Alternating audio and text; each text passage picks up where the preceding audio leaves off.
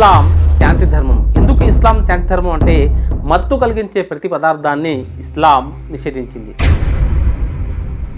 సృష్టికర్త దేవుడు ఆదేశం మేరకు ముస్లింలు తమ పైన మత్తు కలిగించే ప్రతి పదార్థాన్ని కూడా నిషేధించుకున్నారు కాబట్టి ఇస్లాం శాంతి ధర్మం. ఈరోజు మన సమాజంలో చూస్తున్నాం, మత్తు పదార్థాలు, డ్రగ్స్, అలాగే తాగుడు, జూదాలు ఇవన్నీ కూడా రాజ్యం వెళ్తున్నాయి. సినిమా ఇండస్ట్రీలో ఉండే ప్రముఖులకు కూడా నా సూచన, మీ కొత్త సినిమాలు రిలీజ్ అయినప్పుడు టికెట్ ధరలు పెంచుకోవడానికి జీవోల కోసం ప్రభుత్వాల దగ్గర సామాజిక సమస్య అయిన సైబర్ క్రైమ్, డ్రగ్స్ నియంత్రణలో మీరు మీ సామాజిక బాధ్యతను నెరవేర్చడం లేదు అని మా ప్రభుత్వం భావిస్తుంది. నేను స్పష్టంగా మా అధికారులకు ఆదేశిస్తున్నాను, ఎంత పెద్దవాళ్ళు ఎవరు వచ్చి మనల్ని రిక్వెస్ట్ చేసినా సినిమా ధరలు పెంచాలి అని ప్రభుత్వం దగ్గరికి అప్లికేషన్ వస్తే వాళ్ళు డ్రగ్స్ నియంత్రణ, సైబర్ క్రైమ్ నియంత్రణలో ఒక అద్భుతమైన వీడియో ఫుటేజ్ ను ఆ సినిమాలో ఏ స్టార్స్ ఉన్నారో అదే స్టార్స్ తో వాళ్ళు ఒక ప్రోగ్రామ్ మనకు చేసి ఇవ్వాలి. అది ప్రీ కండిషన్. సమాజం నుంచి ఎంతో వాళ్ళు తీసుకుంటున్నారు, సమాజానికి వాళ్ళు కొంతైనా ఇవ్వాలి.